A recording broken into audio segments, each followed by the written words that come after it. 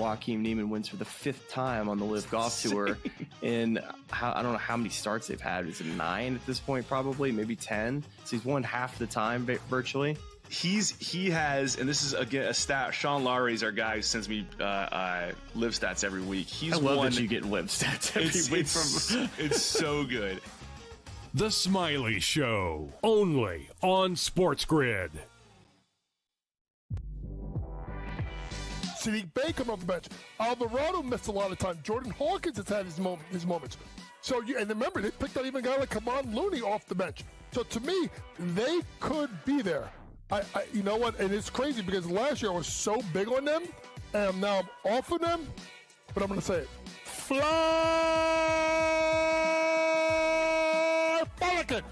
7-1. Fly Pelican. Fly Pelican fly. 7-1. Worth it. So, here's why JY is great. Because sometimes I almost, it's tough when I sell JY. Because now what will happen is, right? I mean, listen, it's the middle of the summer. You know what I mean? And what's going to happen in 2 months from now, JY's going to go, now listen, me and K-Dub love these Pelicans. I'm like, when did I say that? When did I don't remember that one. JY. Betting above the rim, only on SportsGrid. So I drafted Aaron Jones in my Dynasty League, but he's like my 4th running back, to let you know that people don't really believe in him. And by the way, you play in a Dynasty League, I always play to win this year. I don't worry about next year. I want to win now. Flags fly forever. I'll worry about next year. So, but I got Aaron Jones last year, 11.38. So he's going to drop that down by almost 50%, not to get this total here. Yeah, I think he gets. I'll take the over. Fantasy Sports Today, only on SportsGrid.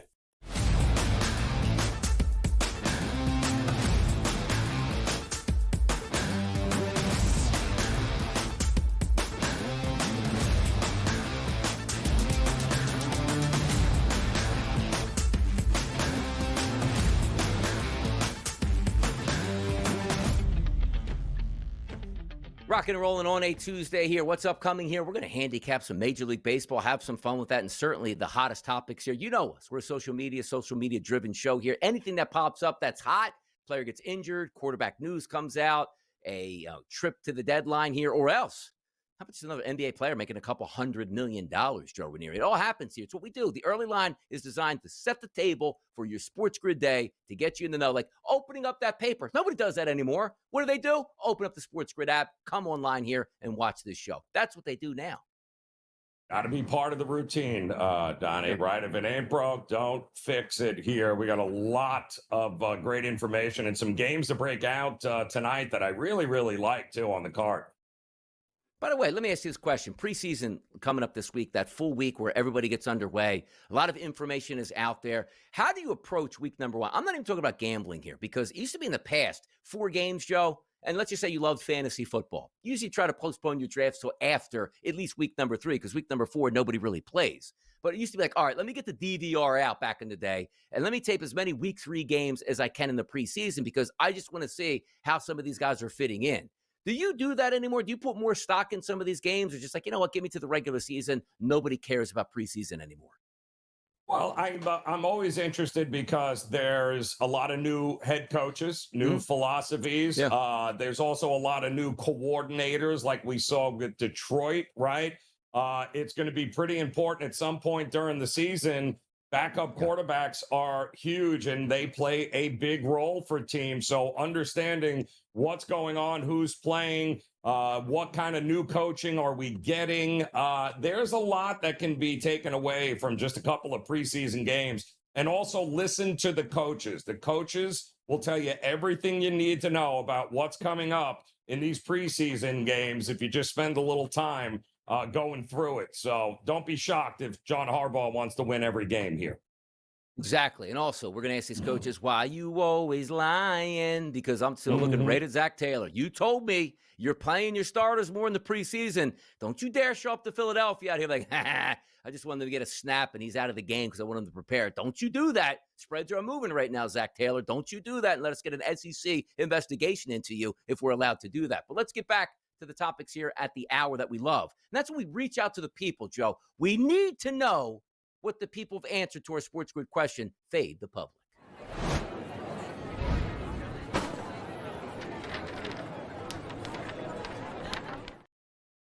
Where do we find this? Easy. At SportsGrid on Twitter /X. The question we asked today, it's a baseball topic question, and it fits because why?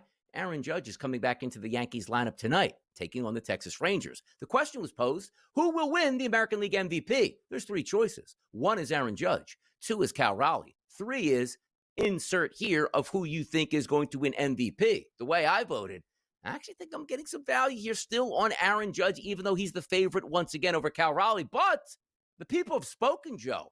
Overwhelmingly, close to 60% say it's Cal Raleigh, Donnie. You're wrong. It's not Aaron Judge. So technically, I'm fading the public, Joe. How about you?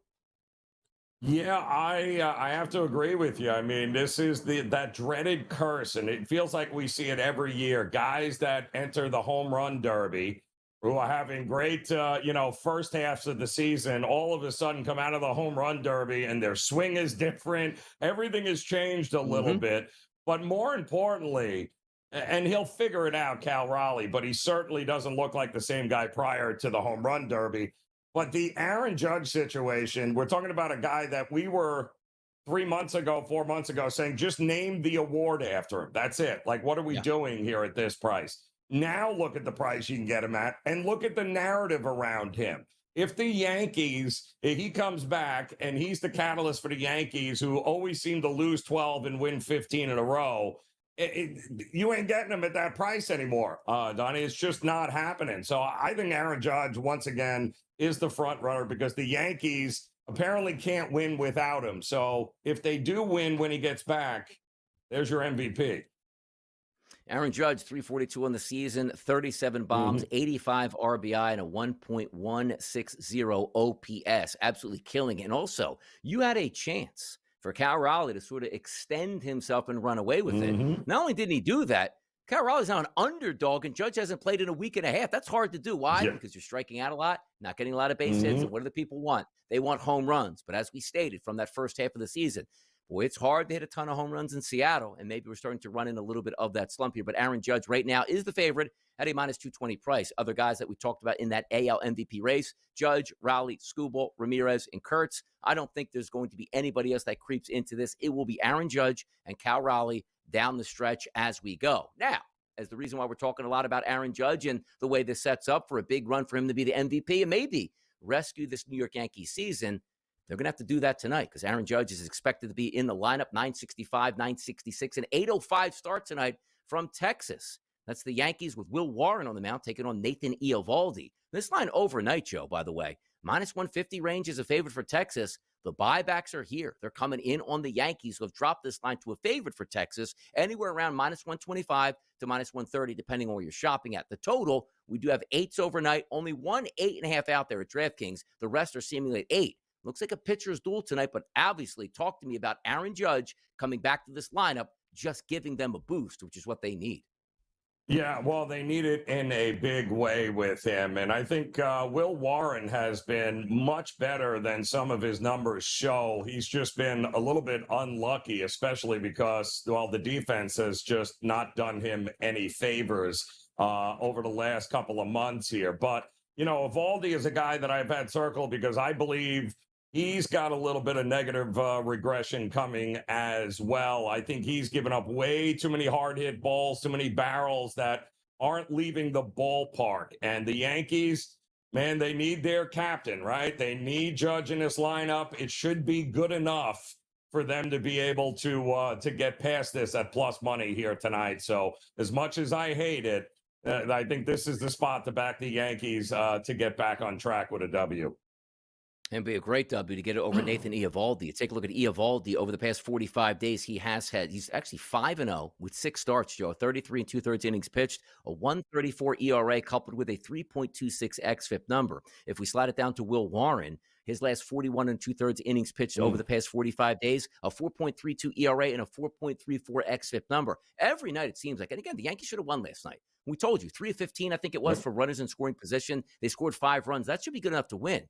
The Yankees lineup, Grisham, Judge, Bellinger, Stanton, Chisholm, Rice, McMahon, Volpe, and Wells, every single one of those hitters, Joe, positive ISO power numbers, and outside of Austin Wells, same thing with the weighted on base percentages. Like, this team actually matches up really well. It's just a matter of what we're going to get from Nathan Eovaldi on the mound. Now, when we take a look and say, all right, well, how's Will Warren doing? Does struggle a little bit with lefties. You know, Corey Seager's in that lineup, and also Rowdy Tellez with good numbers. But if we're just looking at 1 through 9s, the Yankees should be the better team tonight. It's just a matter of sometimes, Joe, that starting pitching just overpowering the other team, and Eovaldi can do that. Yeah, he can do that too, but he also has got some regression coming his way. The Yankees can definitely put the barrel on the ball, and that ballpark is suddenly went from being an under ballpark, Donnie, to all of a sudden an over ballpark. Wouldn't shock me at all, too, if the Yankees clear their team total in this one. Now, hold on with this. We understand how some price points happen here. I'm looking at Aaron Judge to hit a home run tonight. Like, his first game back, plus 320, plus 330, good pitcher. He's plus 190. Like, Eovaldi's a good pitcher. He's plus 190 first game back seeing live pitching at this point. Because correct me if I'm wrong. I think Aaron Judge went to Trenton or whatever to have a rehab start. More baseball next. Let's handicap the card after it.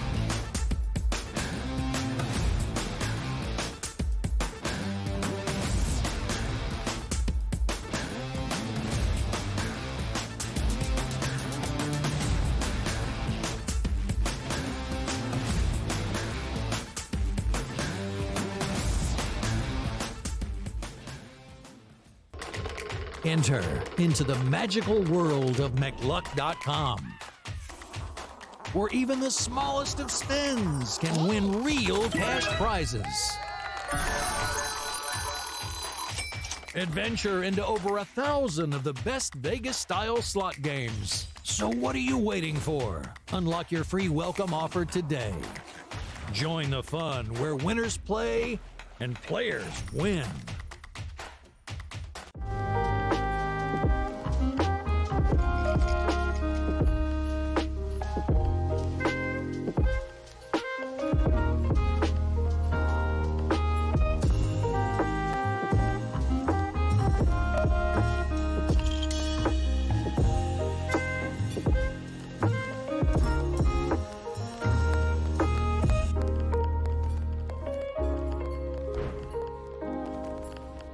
We're going to go through every single thing, and I've got a great team behind me that's going to help me get the job done. I want this to be the place that people come to. There is going to be an energy to game time decisions that you will feel night in and night out. We are going to hit every single one of those markets that you need to know about. We will have everything at our disposal, and we will use that to our advantage. There is not going to be a better place, I promise you, than Game Time Decisions. I'm Kevin Walsh. Tune in to Game Time Decisions weekdays on SportsGrid. The game is on. The stakes are high. But the action isn't just on the field. He's rearranging that rim. Get it inside! SportsGrid's in-game live. Your ultimate second screen experience. A little flyer, couple of 15.5-point live line. Every prop, every play, every day. Anything can happen. It's complete chaos. It's smarter to be on SportsGrid.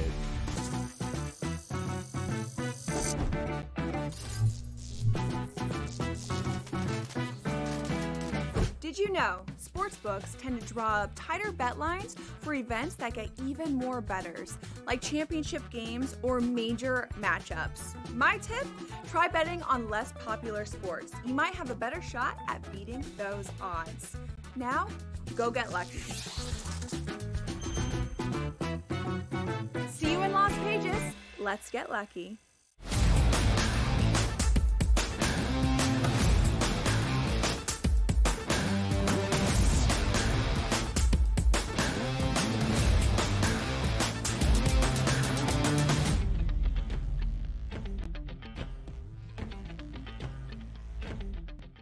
Right back out of here on the early line. It's Donnie right side. It's Joe Ranieri at Sirius XM Channel 159 on the SportsGrid Network, your place to be. We love Major League Baseball. We love the handicap. And at the end of the show, more best bet winners here. Make sure you stay tuned. But in the meantime, we just talked about the New York Yankees and the Texas Rangers. Oh, boy, do the Yankees need a victory here. Well, don't look now. You know who else starts to need some victories?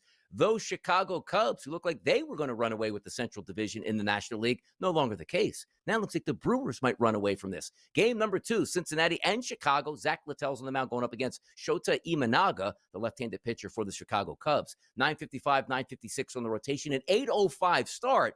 How about this heavy favorite for the Cubs today? Opened up overnight around -180, still sitting at -180 at most shops here. A total, which opened up at 8. Still some 8s in the atmosphere, but 7.5s now starting to prevail. Lower totals here in Chicago means one thing. The wind isn't blowing out.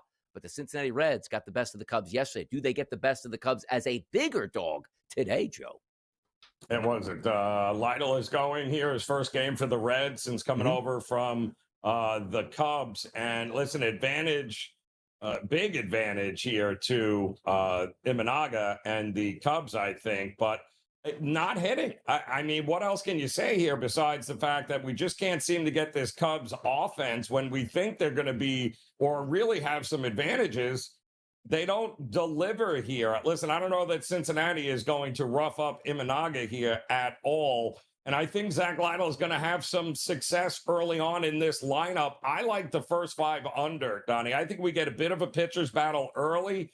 And then, again, once these bullpens who have both been overworked get involved in this game, that's probably where it's going to be decided. But I'm going to go under 4 in the first 5 with these two pitchers.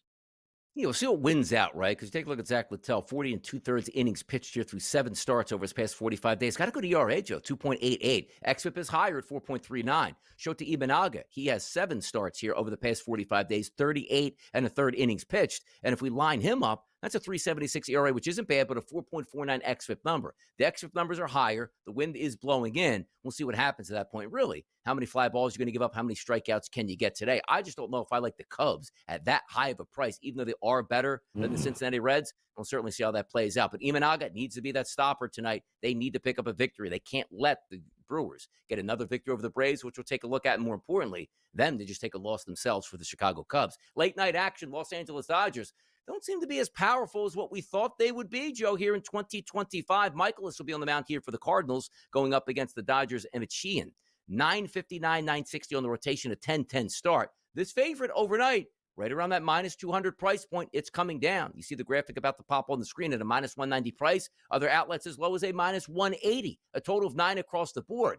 Well, it's tough just to say, like, yeah, it's the Dodgers at home and I'll take them. Just not playing that dominant baseball as we maybe anticipated right now. Yeah, well, I mean, the good news, Dodgers got Max Muncy back from the IL last night, so that's good. But what a game that was. I didn't see last night at all Sonny Gray being able to go toe-to-toe with Glass now. And then, the Cardinals end up getting it done in the top of the 9th there with a 2-out pinch hit single, which is what the difference in the game was. I think that turns around in this one here. Bullpen is in good shape for the Dodgers in this one. Glasnow went 7 last night. I do think the bats get back on track here. I would probably lay the run in this one with the Dodgers. -1, not the 1.5, but -1 here because I think the bats come alive against Michaelis. Yeah, we take a look, too, at Emmett Sheehan on the mound. Does struggle a little bit with lefties. That's the point of attack I'd probably would go with here. Not a strikeout pitcher, not a ground ball pitcher, which means the ball will be in the air. Alec Burleson as a lefty has really done well over the past month here, Joe, against right-handed pitching to the tune of a 220 ISO and a 360 weighted on base percentage. Also, Lars Nootbaar, only 18 at-bats against righties over the past month, but a 333 ISO and a 384 weighted on base percentage. We'll see if that goes over. But again, Dodgers bats, everybody should hit Miles Michaelis at this point. Everybody. We just don't know if that's the case. And also, is it just the fact that, okay, the Dodgers win, they only go as far as Ohtani takes them, RBI shot, double, home run, whatever it might be for Shohei tonight in that circumstance. We'll find out. But the Dodgers, for me, haven't been on my card all that much, Joe. Money line, run line, even some batters props here. I just need to see better out of the Dodgers, and maybe that starts tonight against Miles Michaelis. New York Mets and the Cleveland Guardians. That's Allen, the lefty on the mound, going up against the right-handed pitcher Clay Holmes for the Mets. 977, 978 on the rotation. A 7-10 start tonight. Heavy favorite for the Mets. -174 price, but that has dropped from the overnight numbers here to the -160s and even into the -150s at this point at some outlets. An 8.5 total. The Philadelphia Phillies won last night. The Mets lost. That stretches the Phillies' lead to 1.5 games over the Mets. Do they bounce back tonight against those Guardians? Well, Maybe, but the problem is, again, we've got a Clay Holmes, a reliever who has thrown more innings so far this year as a starter than he has thrown in the last couple of seasons. I worry about fatigue here with him. And not to mention, I mean, listen, Allen is not exactly a guy that is going to move the needle, but he's a lefty, and the Mets can't hit lefties right now. So I think the Guardians, the way they're swinging the bat right now with Ramirez, I think they got an advantage early in this one. Don't trust the Mets against the lefty. I'm going to go with the Guardians in the first 5 in this one. There you go. And if you want the Guardians full game here, it looks like high price is plus 143, plus 138 in that range here. Clay Holmes, as you pointed out, Joe, 25th on the card today with an xFIP of 4.72, leaking a little bit, 34 and a third innings pitched over his past 45 days. That's a 4.46 ERA, and as we just said, a 4.72 xFIP number, slightly higher here. If we take a look at the other pitcher, Logan Allen, not a great pitcher, but 42 and a third innings pitched over his last 45 days, Joe, 3.83 ERA, which is better, obviously, here than we just talked about Clay Holmes, and also an xFIP that is slightly better at a 4.05. Pressure's on as we start to build up because you can't let games get away, which means that, it's still March and April and May. These games in August, where you now sit 1.5, then the 2.5, then 3.5 games back, hard to make up. As we talk about the Chicago Cubs there, trying to lose games to the Cincinnati Reds. Can't do that when the Milwaukee Brewers are pounding teams right now, which includes last night's game against the Atlanta Braves or the Philadelphia Phillies, who won last night in easy fashion against the Baltimore Orioles. Every loss now really starts to compound as we head down the stretch. There's going to be more games that we're going to take a look at and have some fun with, which includes Kansas City and Boston. I'm telling you, Joe, I like that Boston lineup a lot. And then the Chicago White Sox out in Seattle. We'll see if Kyle Raleigh can certainly right the ship. So a lot more Major League Baseball on deck. And also, Kevin Walsh going to make an appearance here bright and early on a Tuesday morning right here on the early line. It's where it goes down. Third base isn't the hot corner. The hot corner is the early line with Joe Ranieri and Donnie, right side, right back at it.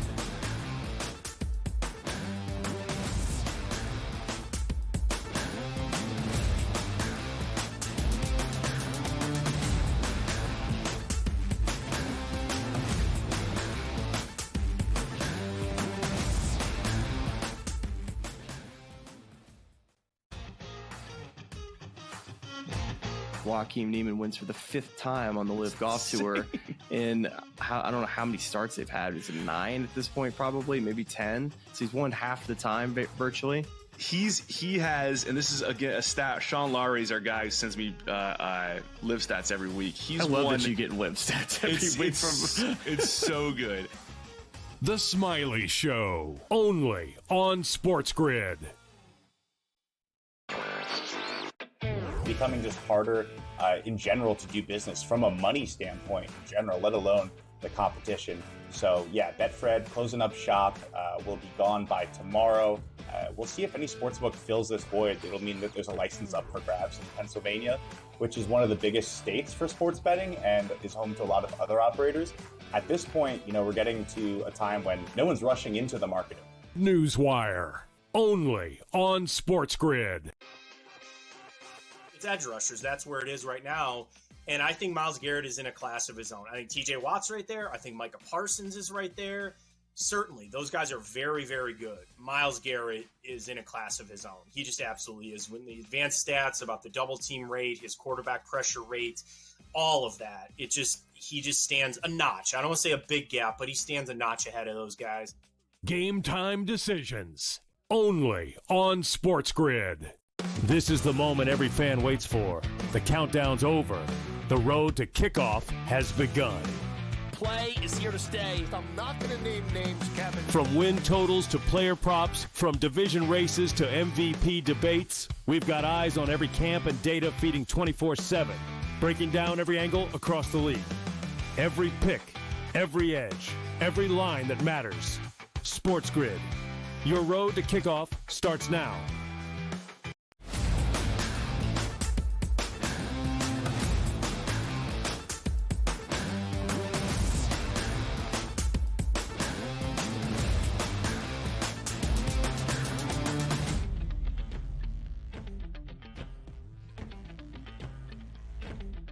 Ain't no stopping us now. Do they play that after every Boston Red Sox game now? That seems like they win every game. Joe Ranieri, winners of 6 straight games at home once again tonight to take on the Kansas City Royals. It's Burgett versus Crochet, the left-handed pitcher for the Red Sox. 963, 964 the rotation. 7:10 start tonight from Fenway. Look at this price point, Joe. Overnight, minus 255. We now still sit minus 250s out there, depending on which sports book that you're looking at now. 8.5 has dropped to 8s here. Is this another easy victory for the Boston Red Sox as we see it priced that way?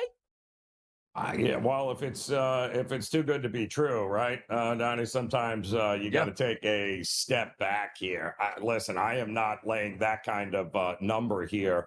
Kansas City has actually played pretty good baseball here since coming out of the break. Crochet is good. It's the bullpen that worries me here a little bit. I'm shocked that the number is going down with the total, though, Donnie. From 8.5 to 8 is what you're telling me here. I'll follow that trend, though, because I think runs might be a little harder to come by early in this one. So I'll cut the game in half, and I'll go under in the first 5.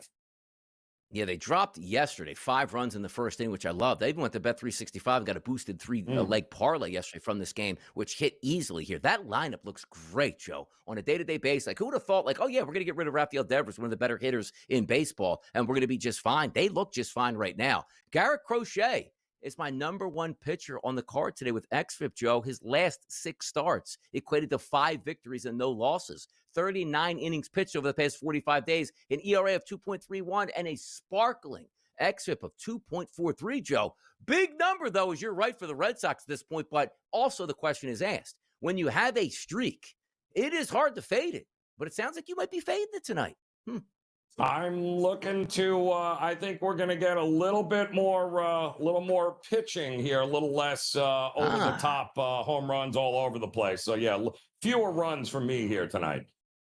Oh, I like where you're going on fewer runs, Joe, because we're going to go to the Pacific Northwest, where we're used to fewer runs, and hint, hint, we might be getting fewer runs in this ball game. 967, 968, a 940 start out west. That's the Chicago White Sox taking on the Seattle Mariners. Martin on the mound, the right-handed pitcher for the White Sox, going up against Mr. Brian Wu, another right-handed pitcher for the Seattle M's. Minus 250 as a price point overnight. Still sits, Joe. Minus 250. Monster favorites we're talking about now, and a total of 7.5.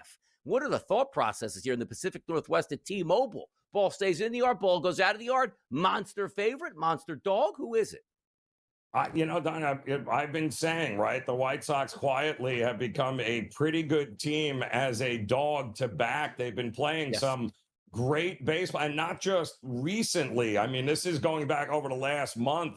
They have actually been playing really good. They're hitting. They've got absolutely no pressure. They've already won more games than they did a year ago. But having said that, do I think they're going to rough up Brian Wu? The answer is absolutely not. I do think here that Seattle is going to get back on track. I'm not going to go lay this number, but I can tell you this. I think the White Sox team total might be worth a look to the under here today. I think runs are going to be hard to come by for the White Sox. You know, Joe brought up a good topic here because we always talk the haves and the have-nots, which is always my terminology coming around that trade deadline where it's like, okay, this team's not trying to win games. Don't worry about the side itself. And by the way, the White Sox have been playing much better baseball. But I've used in the past couple of days, Joe, multiple White Sox games as a team total because the numbers are there. Understand this. These players get paid based on their statistics, not the wins that they provide for the team. So if everybody's hitting and they're still losing, the players don't care. Yep. They're going to get paid for that. They're going to have their best performances at the plate each and every night. So even when you see those minus 250 prices, I don't know if I could take the White Sox. I'm telling you, when they're taking on bad pitchers, those guys will hit, and they've been doing that. Now, tonight, Brian Wu's 43 2/3 innings pitched over the past 45 days, a 3 ERA, which is really good, a 3.40 xFIP number, which is great. But most people haven't heard anything about, who's this Davis Martin kid? 10 innings pitched over the past 45 days, which isn't a lot. His ERA is slightly higher, but at 3.76. Like, he should be able to hold the bats down. Also, sometimes, Joe, isn't it just park indicative of where you're at? We're not at Wrigley with the wind blowing out 20 miles per hour. It's hard to hit the ball out of the yard there in T-Mobile. I think the under makes a lot of sense as well. But that, you're right. High price though, Joe, that number tonight. Oof. Too high a price for such a low total in a game in a pitcher's ballpark. And let's face it, we haven't exactly seen Seattle outside of the break. Their best hitter, we mentioned, Cal Raleigh, struggling a little bit right now. I'd be careful laying that kind of number. Be careful tonight. Maybe look at an under. Great Major League Baseball card. We're going to flip the script and talk some NFL next with the guy that's looking to interview on the SportsGrid Network. Find out who this young up-and-coming kid is next, right here on the Early Line.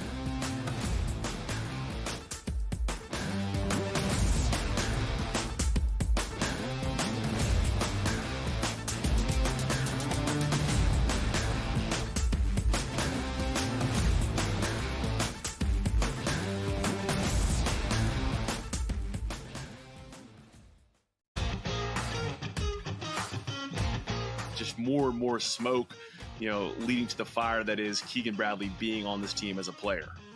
Yeah, I think we're all expecting it at this point.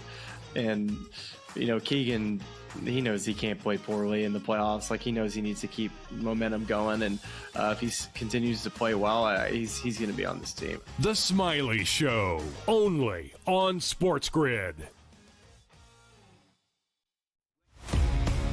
It was already pretty solid up top, but you had the bottom that's that much better with Ryan O'Hearn and Lariano. Like, we now have a well-rounded lineup on top of a great pitching staff. Michael King is expected to start making his rehab starts. So you have him plus Pivetta plus Dylan Cease. You Darvish is back. You have the frontline pitching, the depth of the lineup, and now a great bullpen. You have it all. I really like it. Like I do. Like sometimes I get caught up in the Padres of what they can be. Pro Baseball Today, only on SportsGrid. The game is on. The stakes are high. But the action isn't just on the field. He's rearranging that ring. Get it inside! SportsGrid's in-game live.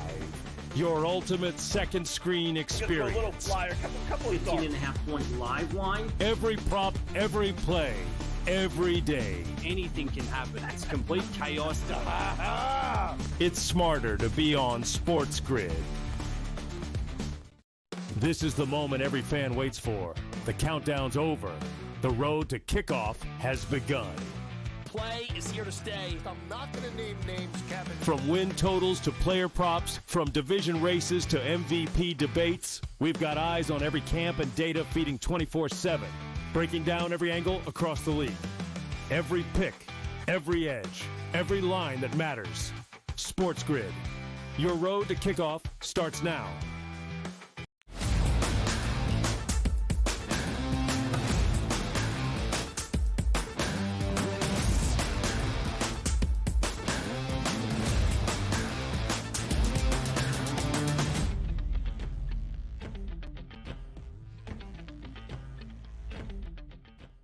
Full slate of NFL preseason week number 1 starts on Thursday night. And maybe in Philadelphia when Cincinnati shows up, could we hang another banner there? Could we show the trophy around? I mean, some people are just asking. They can't get enough of this Lombardi trophy. But before we get there are some hotter topics to deal with. I'm Donnie Rightside. He is Joe Ranieri. And we bring in the one, the only, the host of Game Time Decisions. It's Kevin Walsh. Interesting. There's a guy in the middle chair right now today. Kevin, how's it feel to be on the early line? Whoa! I feel good. I think you accidentally stumbled into your nicest intro of me ever. So I don't want to say too much. I just want to bask in that for as long as I can. There you go. Out and about and away we go. Kevin's here ready to talk some action. And always doesn't start with the Dallas Cowboys.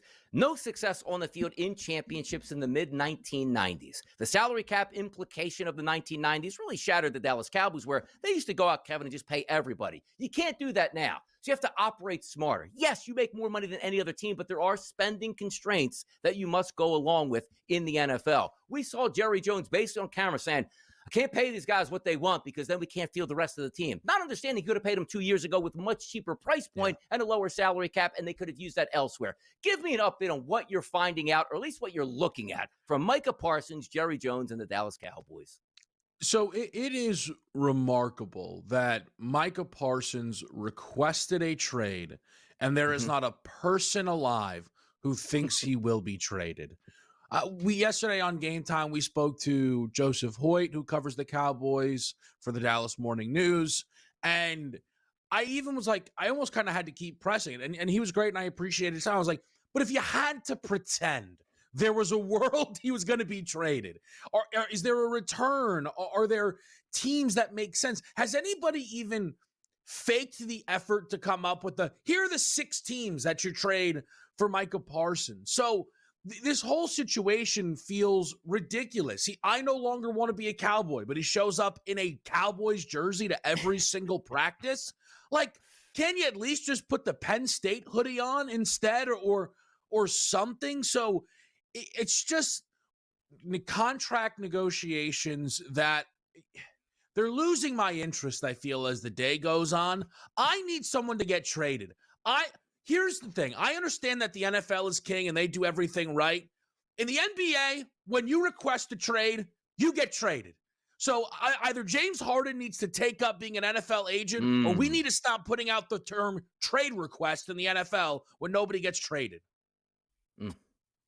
He wasn't even original about it because he was second. McLaurin had said it the day prior, and then all of a sudden, now he wants to be traded. But tell me, Kat, how is this any different than what we got with CeeDee Lamb last year, Dak Prescott the year prior? I'll go back to Zeke Elliott. This is how he operates, the old man. This is what he does. He's going to wait until the 23rd hour, and then he's going to step in and be like, see, I told you not to lose any sleep when it's all done. It's just par for the course for him, isn't it?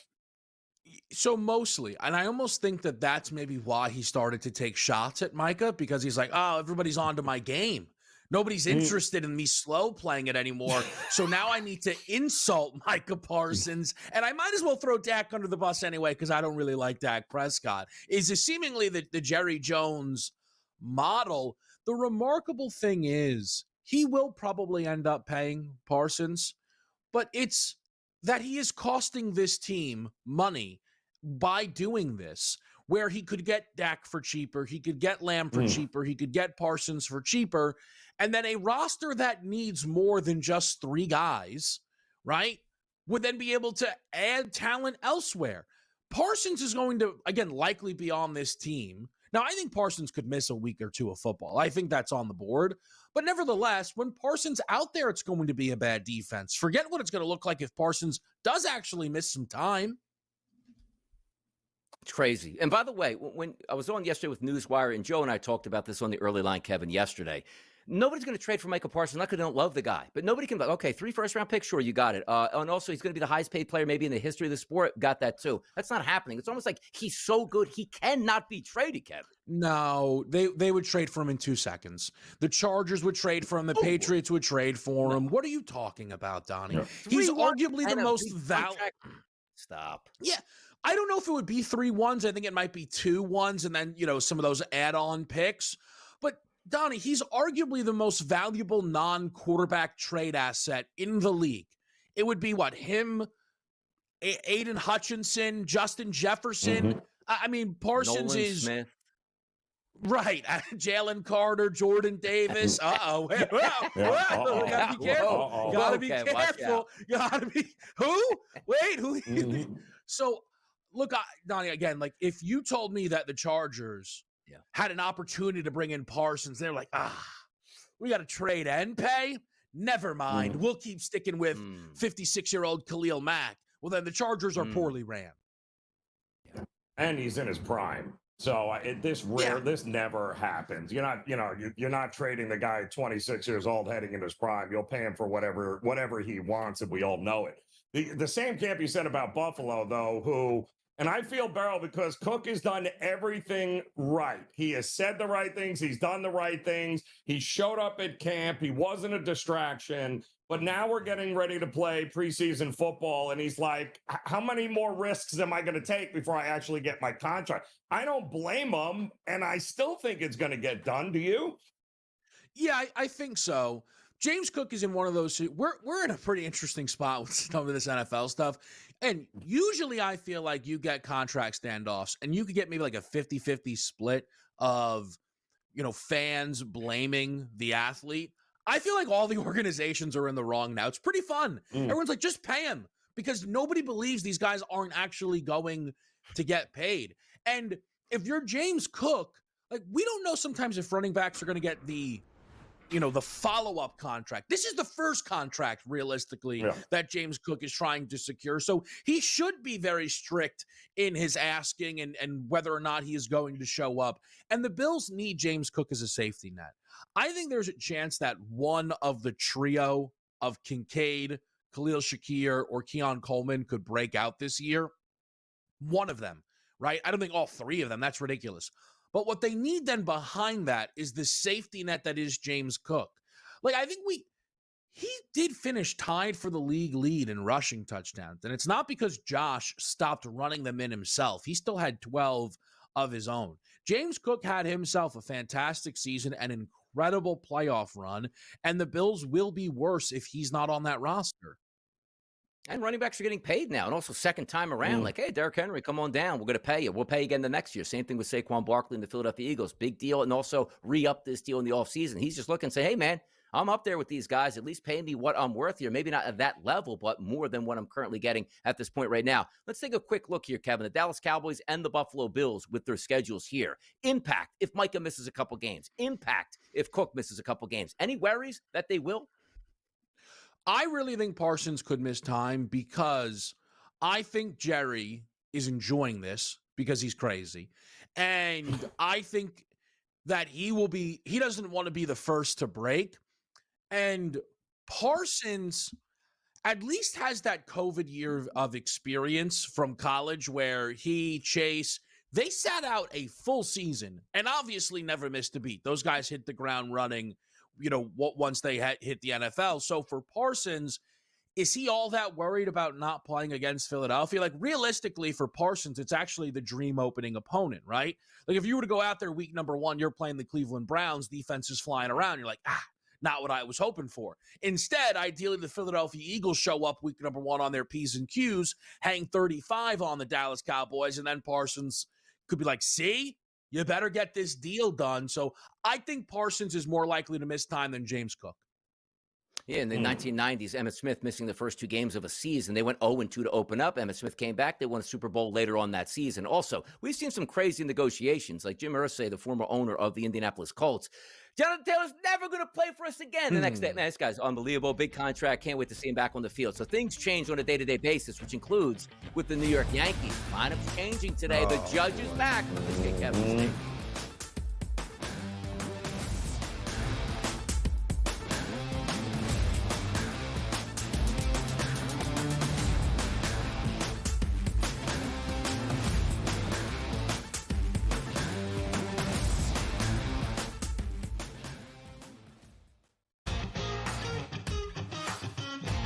Just more and more smoke, leading to the fire that is Keegan Bradley being on this team as a player.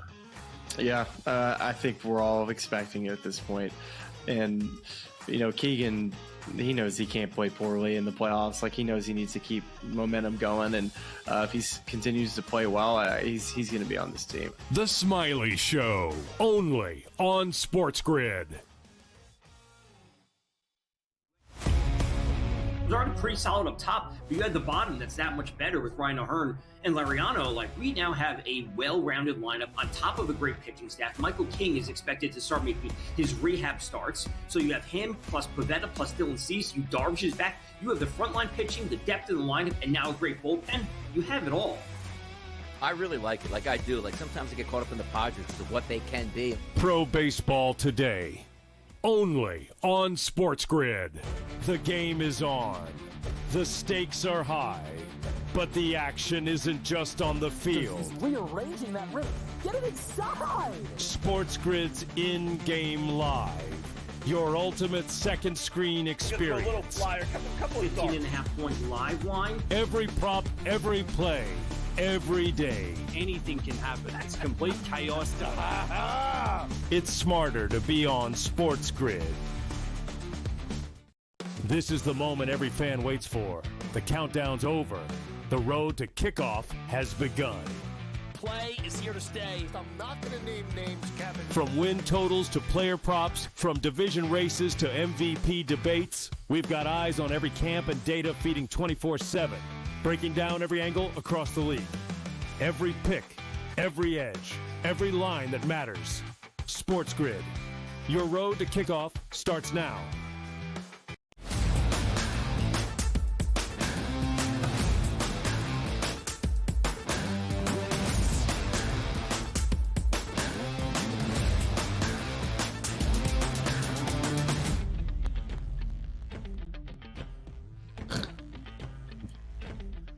World Series is always the goal in Major League Baseball. Teams make moves at the trade deadline to ramp up for that postseason. Kevin Walsh is here with us this morning, along with Joe Ranieri, and I'm having fun with this topic because the Yankees, they loaded up their bullpen. It looks like they made it actually worse in the past couple of days, if that's possible. But the savior is coming back tonight, and also the MVP candidate who was a favorite of minus 20,000, who was an underdog price, now a favorite to win it once again. That's Aaron Judge, because Cal Raleigh can't hit his way right now out of a paper bag. But I need the encapsulation right now of the New York Yankees.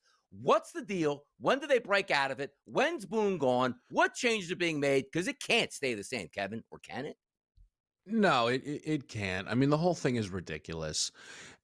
You have Aaron Judge, who is arguably the best player in Major League Baseball. Who is the second best hitter on this team?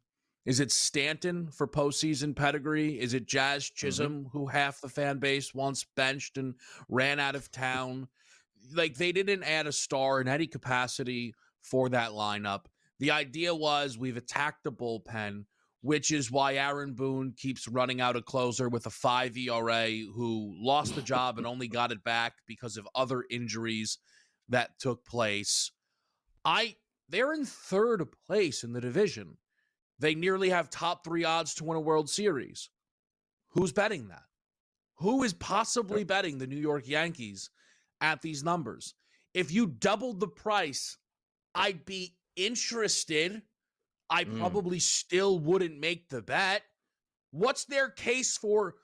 Every single Yankees case is basically, but they have Aaron Judge. And unfortunately for Big 99, when the postseason starts, that's not as simple of a case to make. So the Yankees odds, again, would need to double for me to even take them somewhat serious. Oof. Does it make more sense to bet them not to make the postseason, Kev, at this point? What are we thinking? Well, so they're now deep in this wild card race. Seattle is set up, I think, to go on a nice little run here because the pitching is for the most part healthy. And, we've all been waiting for, the Mariners pitching to lead to a ton of success. And I think that they were being, in being so aggressive at the deadline, they're set up to actually connect on that. So you have this Rangers team whose offense is totally uninspiring. Adolis Garcia was probably a one-time thing. Marcus Semien looks very washed. Corey Seager's, little up and down. Wyatt Langford not ready. And yet, the Rangers, if they finish off this series against the Yankees, I believe will supplant them for the third wild card spot in the American League. So, I don't think the Blue Jays are all that good, quite frankly. I think the Blue Jays are fraudulent, and I know that could be sacrilegious to say in some corners of this network. But the Blue Jays probably should have better World Series odds than the Yankees because the Blue Jays are definitely going to the postseason where you have this situation with the Yankees. Judge coming back doesn't mean he's going to come back and be, hitting 340 and a home run every other game. He's injured. So I don't think it's a guarantee that Judge is going to be fantastic right away.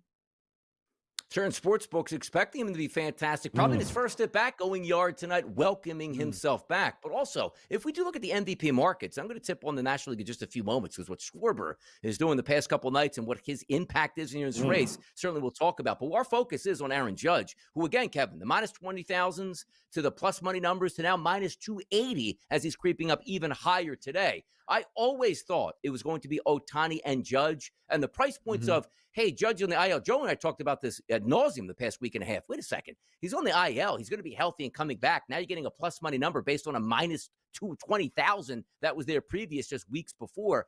Aaron Judge at minus 280. I still think he's the MVP. I always thought he was the MVP unless that elbow injury would have a Tommy John and he's down for the year. Yeah, I just think at this point, Donnie, right? If you were able to get in at the plus 120, plus 125 that existed for a day, great. But at this point, what are we doing now, right? Because now you go back to a little bit of the uncertainty of it all. Judge, I feel didn't even want to go on the IL. He's just let me hit. And the Yankees were no. So again, either they're awfully ran, certainly on the board, or they're a little bit more concerned about the elbow than everyone else, right? Judge plays today. Is it a guarantee he plays the next game? I don't think it's likely, but I just think we are in a little bit of a wait and see mode. Now, we'll say this. If Judge connects on that home run price, he's going to go to about minus 500 to an MVP because that's the way they move these odds on one-game instances. It's so funny because he was actually playing great defense, too, before the injury, and now it's going to be a whirlwind out in right field. And ironically enough, it has nothing to do with why they've been losing these games. It's not because he's not in the lineup, Donnie. It's because they can't catch and field the ball, and the bullpen is horrific here. But it's the Yankees, it's do or die. I don't blame Boone. Do you? Does Boone have to go? So I've given Boone more grace, I think, than other, Yankee fans. But this season's been pretty bad. I don't know. Like, again, the whole deadline, every Yankees podcast, what a deadline. Wow, they finally stepped up. The bullpen arms they added. And now they just keep blowing saves. I mean, it's a bit. I mean, it's the whole thing feels like an absolute joke. So, I don't is it not Aaron Boone's decision as to who goes out and closes the game? Because, again, if not, then why not just change the vibes and let someone else do it? If he's making no decisions, I don't know, then just go let Joe Torre stand back there. Honestly, what are we doing? Go Joe Torre. Look, they never should have knocked down the old stadium. That's where it all stems from at this point now. Go back to the old stadium. Did they win the World Series their first season in the new stadium? No, it was a fake one. It was a fake one. A-Rod was all juiced up. Never should have happened. And they beat the Philadelphia Phillies, which never should have happened. Cliff Lee on the mound. Should have had Roy Halladay in town to help on that one. But that's for here nor there. How about the Cubs? Cubs won a World Series a few short years ago, it seems like right now, breaking that curse. Looks like they're cursed right now. Why? Because the Brewers, Kevin, just a better baseball club right now. What's the thought process quickly on the Cubs the rest of the way? Are they biting back? Do they take over the Brew Crew? Donnie, I know we rarely look at baseball schedules, but yes, 5 games left between the Cubs and the Brewers, all at Wrigley Field. I still think Chicago wins that division. The Cubbies for the division. The cream rises to the top. That's what Kevin's saying. He's got to get prepared for GTD in just a few hours, I believe. Start time 6:30. Thank you, Kevin, for joining us today. Love it. You got it.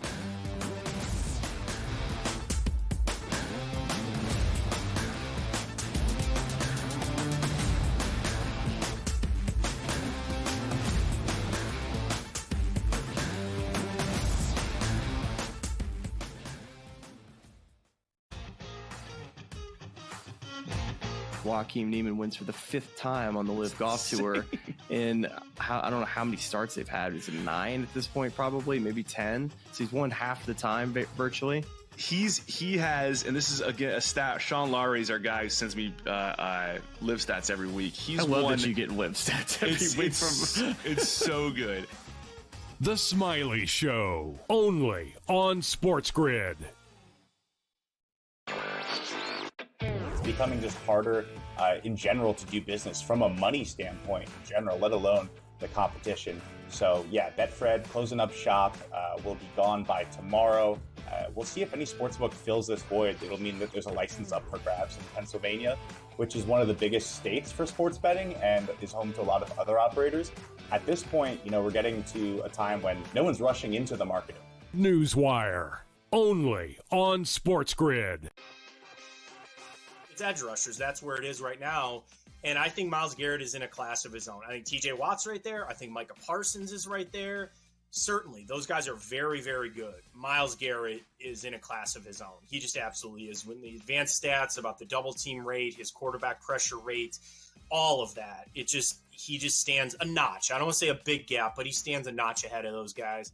Game time decisions, only on SportsGrid. This is the moment every fan waits for. The countdown's over. The road to kickoff has begun.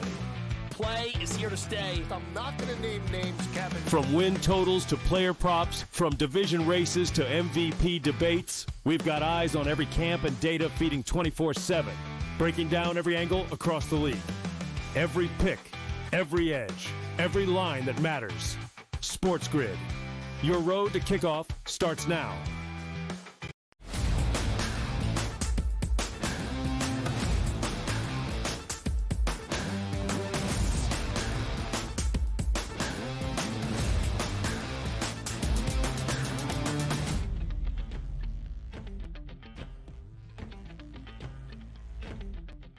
What an action-packed show right here on the early line for a Tuesday. It's how we get down, people. It's a big Major League Baseball card. We're looking forward to having fun with that and also, more importantly, profiting of it as well. We're going to go over some picks in just a few moments. But before we do that, the changing of the sports landscape, Joe, on a night-to-night basis, sometimes we see big movement, sometimes we don't. The MVP market seemed like they were settled in a month ago. Oh, it's Ohtani? Yeah, it's easy. And it's also Aaron Judge. Not the case now. Aaron Judge, a minus 280 price here over Cal Raleigh. But in the National League, Kyle Schwarber, 2 home runs last night, 40th of the year. One of them was a grand slam, 6 RBI.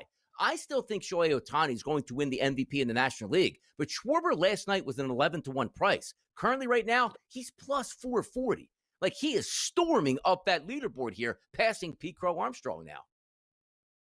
Hard to ignore what he is doing here, but it just feels like as long as Ohtani maintains and continues to do what he's doing, he is going to be really hard. At some point, we're going to get Ohtani fatigue.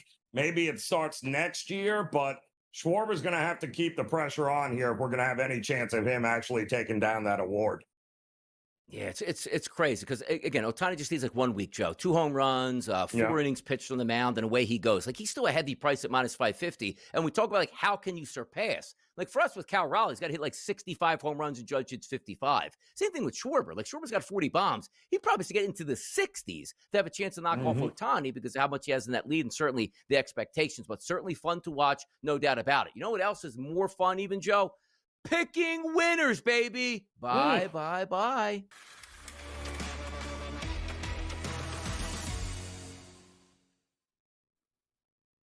I don't think Ranieri's lost the entire summer here on his Major League Baseball action wagers. That's why we let him lead off. So another victory last night with the Milwaukee Brewers' first 5 innings over the Atlanta Braves. And now we take a look at today's action, Joe. Where are we going on this Major League Baseball card?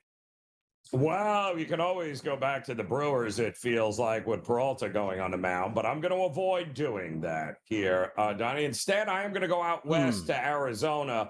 And I'm going to look at a total here tonight. I'm going to back the under 9 with the Padres and the Diamondbacks. Yu Darvish really starting to round into form here. He's kind of shaken off the rust. His command seems to be back. Great last outing there. 7 innings pitched, 2 hits, no walks, 7 strikeouts. He's really starting to come into it. Not to mention, the Padres didn't have to use any of their elite back-end arms last night, the 6-2 loss. So Mason Miller is available. Suarez is Miller. That bullpen is absolutely elite. And then you've got Nelson going here, who has also been much better at home than on the road. And you still have an Arizona lineup without, Suarez and Naylor, and not against Yu Darvish. I don't think runs are coming in this game tonight. I think both offenses are going to struggle. I'll take the under 9. Would not shock me if this thing lands 8.5 by the time the game starts. Takes 10 to beat you. It means Joe needs double-digit runs to lose that one. I'm also going to follow up with an under as well. Pacific Northwest hinted at this a few segments ago. Chicago White Sox and the Seattle Mariners at T-Mobile. I look at Wu, really good pitcher. I look on the opposite side. Martin can be a decent pitcher to hold it down. 5-2 final. Mariners, they walk away with an easy victory. Still stays under the total. So for me, I'm going under. Pacific Northwest action. Chicago White Sox, Seattle Mariners, under 7.5 at a minus 120 price. That's where we have that. And this quick story that came up. Sometimes you're surfing around other networks, other outlets, other sources. Would you believe there is a headline today, Joe Ranieri, that says this? Sources. LeBron congratulated Luka on a new deal. I had to read that like 5 times. That is a news story. Like, are we led to believe like LeBron's upset Luka got money? Like, why would that even be a story? Pick up the phone, call your teammate. Hey, brother, congratulations on making more money. That's a news story? Very strange. But, the way they do things with the Lakers and LeBron and every time LeBron sneezes, apparently it makes headlines. So I don't get it. Your teammates, of course, you want your teammate to get paid here and you move on. I think the bigger question is, what does LeBron have to say about playing for a different team this year? Because maybe he's not a Laker when the season starts. Just saying.